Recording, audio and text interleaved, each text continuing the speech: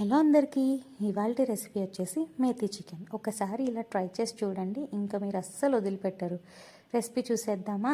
ఒక బౌల్లో నీట్గా వాష్ చేసుకున్న చికెన్ని వేసుకొని అందులోకి పసుపు, ఉప్పు, ధనియాల పొడి, గరం మసాలా, కారము, అల్లం వెల్లుల్లి పేస్ట్, సన్నగా కట్ చేసుకున్న హాఫ్ ఉల్లిపాయ ముక్కలు, కొత్తిమీర, కొంచెం ఆయిల్ వేసి వీటిని మ్యారినేట్ చేసి అరగంట నుంచి గంట ఉంచుకోవాలి. నేను మసాలాలన్నీ కూడా ఈ చికెన్కి సరిపడా వేసుకున్నానండి. నేను కర్రీలో మళ్ళీ యాడ్ చేసుకుంటాను. మ్యారినేట్ అయిన తర్వాత కడాయిలో కొంచెం ఆయిల్ వేసుకొని నేను 3 నుంచి 4 కట్టల మెంతికూర తీసుకున్నాను.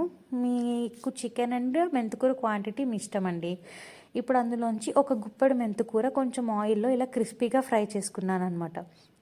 ఇప్పుడు అదే మెంతికూర వేయించుకున్న ఆయిల్లో ఇంకొంచెం ఆయిల్ యాడ్ చేసుకొని కరివేపాకు, సన్నగా కట్ చేసుకున్న ఉల్లిపాయ ముక్కలు వేసుకోవాలి.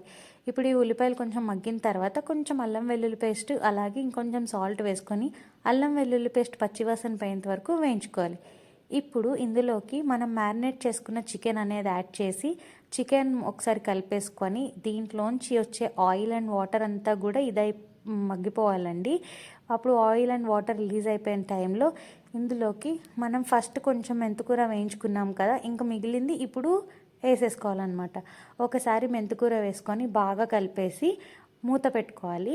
మెంతికూర కొంచెం మగ్గిన తర్వాత ఇప్పుడు ఇంకొంచెం కారం, ధనియాల పొడి, గరం మసాలా మీ స్పైస్ లెవెల్కి సరిపోయేటట్టు వేసుకొని ఒక 2 పచ్చిమిర్చి కూడా స్లిట్ చేసి వేసేసుకోండి. ఇప్పుడు ఇవన్నీ బాగా పట్టేసిన తర్వాత ఒక 2 to 3 టేబుల్ స్పూన్స్ వాటర్ వేసుకోండి. వాటర్ ఎక్కువ అవసరం ఉండదు, కాకపోతే వేయడం వల్ల ఏంటంటే మసాలాలన్నీ కూడా బాగా ఈవెన్గా ఫ్రై అవుతాయి అన్నమాట. ఇప్పుడు ఆ వాటర్ అంతా కూడా ఇంకిపోయిన తర్వాత లాస్ట్లో కొత్తిమీర వేసుకోవాలి. అలాగే మనం ఫస్ట్ ఫ్రై చేసుకున్న మెంతికూర ఉంది కదా, దాన్ని కూడా వేసుకొని ఒక్కసారి కలిపేసుకోండి. అంతే, టేస్టీగా ఉండే మేతి చికెన్ రెడీ. ఇది రైస్, రోటీలోకి బాగుంటుంది. ఒకసారి ట్రై చేసి చూడండి, ఎలా ఉందో కమెంట్ చేయండి. మీరు 2 విధాలుగా చేసుకోవచ్చు. అయితే ఫస్టే మొత్తం మెంతికూర కూడా ఫ్రై చేసుకోవచ్చు, లేదా కూర మధ్యలో కూడా వేసుకోవచ్చు. నేనైతే ఇలా ట్రై చేశాను. సో రెసిపీ నచ్చితే కనుక సబ్స్క్రైబ్ టు మై ఛానల్.